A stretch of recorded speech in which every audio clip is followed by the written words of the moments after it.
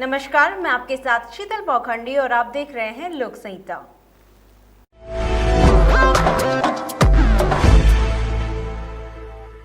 उत्तर प्रदेश में माध्यमिक शिक्षा परिषद की हाई स्कूल और इंटरमीडिएट की परीक्षा में जनपद का नाम रोशन करने वाले मेधावी विद्यार्थियों का सम्मान समारोह का आयोजन माध्यमिक शिक्षा विभाग बाराबंकी द्वारा कलेक्ट्रेट लोक सभागार में किया गया। इस समारोह के मुख्य अतिथि जिलाधिकारी डॉक्टर आदर्श सिंह व विशिष्ट अतिथि मुख्य विकास अधिकारी मेघा राजेश कुमार वर्मा द्वारा किया गया। समारोह का संयोजन जिला विद्यालय निरीक्षक जिलाधिकारी डॉक्टर आदर्श सिंह ने बोर्ड परीक्षा 2020 में हाई स्कूल प्रदेश स्तर की परीक्षा में प्रथम 20 परीक्षार्थियों को प्रमाण पत्र देकर सम्मानित किया, जिनमें प्रदेश में अभिमन्यु वर्मा ने दूसरा, योगेश प्रताप सिंह ने तीसरा स्थान प्राप्त कर जनपद का गौरव बढ़ाया है। इसी प्रकार इंटरमीडिएट जनपद स्तर के प्रथम 10 परीक्षार्थियों को जिलाधिकारी द्वारा प्रमाण पत्र देकर सम्मानित किया गया। बाराबंकी से सुधीर शर्मा की रिपोर्ट।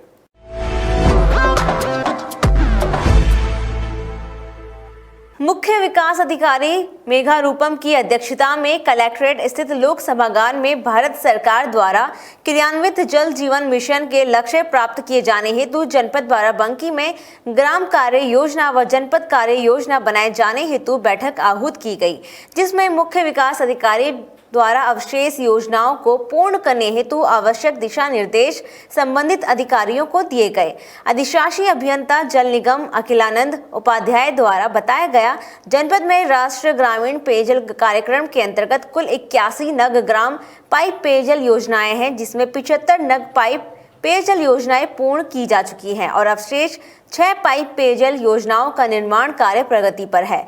पूर्ण ग्राम पाइप पेयजल योजनाओं में से 60 पाइप पेयजल योजनाओं के संचालन का कार्य संबंधित ग्राम पंचायतों द्वारा, 15 नग पाइप पेयजल योजनाओं के संचालन का कार्य विभाग द्वारा किया जा रहा है। वह जल जीवन मिशन के अंतर्गत वर्तमान तक खंड द्वारा 37 ग्राम पंचायतों के ग्राम प्रधानों ग्राम सभा की सहमति प्राप्त कर 37 परियोजनाओं के रेट्रोफिटिंग के प्रांकलन अनुमानित लागत ₹1,94,000 से अधिक तैयार किए जा चुके हैं, जिससे 18,400 परिवारों को गृह जल संयोजन उपलब्ध कराया जाना प्रस्तावित है, जिस पर शासन में स्वीकृत व धन आवंटन प्राप्त करने पर रेट्रोफिटिंग के माध्यम से संचालित पेयजल योजनाओं में जिन परिवारों को पूर्व में गृह जल संयोजन नहीं प्रदान किया जा सका है को गृह जल संयोजन प्रदान करने हेतु 55% आच्छादित कर दिया जाएगा। बैठक का संचालन सहायक अभियंता मोहम्मद अय्यूब खान द्वारा किया गया। बाराबंकी से सुधीर शर्मा की रिपोर्ट।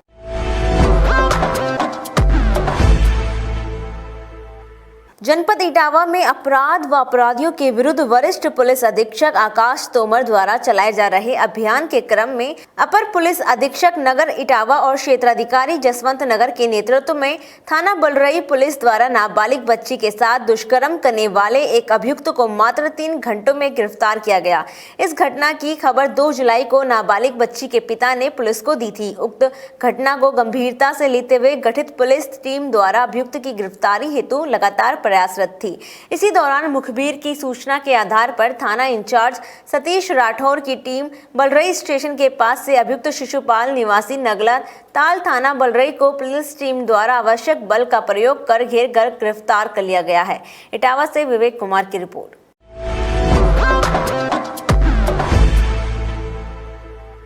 वर्ष 2001 में दर्जा प्राप्त राज्य मंत्री संतोष शुक्ला हत्याकांड में आरोपित कुख्यात हिस्ट्री शीटर विकास दुबे के घर गुरुवार रात दबिश देने गई पुलिस पर हमला हो गया। बदमाशों ने पुलिस पर ताबड़तोड़ फायरिंग की। एडीजी ने इस दुस्साहसिक वारदात में 8 पुलिसकर्मियों की मौत और 4 के गंभीर रूप से घायल होने की पुष्टि की है। घायल पुलिसकर्मियों को सर्वोदय नगर स्थित रिजेंसी अस्पताल में लाया गया है। एसएसपी, 3 एसपी और 1 दर्जन से अधिक थानों का फोर्स मौके पर पहुंची। बदमाश की धरपकड़ के लिए पूरे शहर में नाकेबंदी कर दी गई है। घटना में शामिल विकास दुबे खूंखार अपराधी है। 25,000 के इनामी विकास दुबे पूर्व प्रधान व जिला पंचायत सदस्य भी रह चुका है। इसके खिलाफ करीब प्रदेश भर में 53 हत्या के प्रयास के मुकदमे चल रहे हैं। 307 का मुकदमा एक विकास दुबे नाम के हिस्ट्री शीटर के खिलाफ वहाँ के राहुल नाम के व्यक्ति ने कहा कि उसको जान से मारने की नीयत से फायर किया है हिस्ट्री शीटर। इसी सूचना पर सीओ बिल्लोर देवेंद्र मिश्रा और एसओ चौबेपुर और एसओ शिवराजपुर और एसओ बिटो 3 थानाध्यक्ष के साथ भारी फोर्स जो है इनको अरेस्ट करने हेतु थाना कबीरपुर के जो बिक्री गांव में पहुंची थी। जैसे पहुंचा पहले से ये लोग गाट लगा के एम्बुश लगा के बैठे हुए थे, जो कि पुलिस ने किया है कि एम्बुश लगा के तरीके से मतलब इन्होंने पूरी तरह से प्लान करके तीनों ओर से गोली चलाई पुलिस पे। मथुरा ब्यूरो राहुल ठाकुर।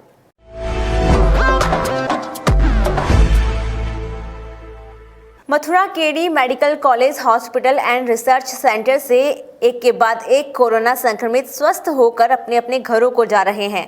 गुरुवार देर रात 3 और शुक्रवार शाम एक युवती की नेगेटिव रिपोर्ट आने के बाद उन्हें डिस्चार्ज कर दिया गया। पूरी तरह से स्वस्थ होकर अपने अपने घरों को लौटे लोगों ने केडी हॉस्पिटल की व्यवस्थाओं की तारीफ करते हुए आर्क एजुकेशन हब के अध्यक्ष डॉक्टर रामकिशोर अग्रवाल का आभार जताया। बता दें, गुरुवार देर रात 3 और शुक्रवार शाम एक युवती को केडी हॉस्पिटल में नई जिंदगी मिली है। यहाँ चारों लोग पूर्ण स्वस्थ होकर अपने घरों को लौटे हैं। इन्होंने अपनी नई जिंदगी के लिए KD medical college hospital and research centre Mathura के डॉक्टर्स, नर्सेस और अन्य कर्मचारियों के सेवा भाव की मुक्त कंठ से तारीफ की। बेहतरीन चिकित्सा व्यवस्थाओं, विशेषज्ञ डॉक्टर्स, नर्सेस और पैरामेडिकल स्टाफ के प्रयासों से केडी हॉस्पिटल से प्रतिदिन कोरोना संक्रमितों के स्वस्थ होकर घर लौटने का सिलसिला जारी है। इन लोगों में हर आयु वर्ग के लोग शामिल हैं। मथुरा से हरिओम राजपूत की रिपोर्ट।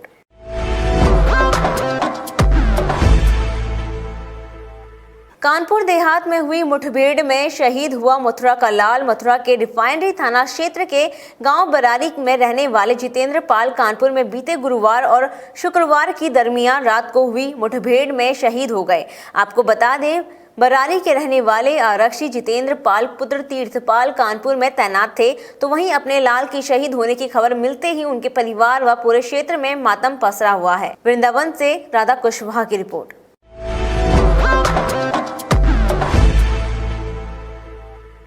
मथुरा बीते शुक्रवार साढ़े 6 बजे अखाड़ा शिव शक्ति आधुनिक मल विद्या केंद्र मथुरा पर ऊर्जा मंत्री, उत्तर प्रदेश सरकार व मथुरा वृंदावन विधायक श्रीकांत शर्मा के प्रतिनिधि शर्माकांत शर्मा अखाड़े के युवा पहलवानों के बीच पहुंचे। अखाड़े के युवा पहलवानों ने उनका पटुका डालकर सम्मान किया। उन्होंने अखाड़ा शिव शक्ति के युवा पहलवानों को आश्वासन दिया कि ब्रिज के समस्त अखाड़ों का विकास किया जाएगा, जिससे ब्रिज के पहलवान ब्रिज का नाम राष्ट्रीय व राज्य स्तर पर कर सके। मथुरा से राहुल ठाकुर की रिपोर्ट।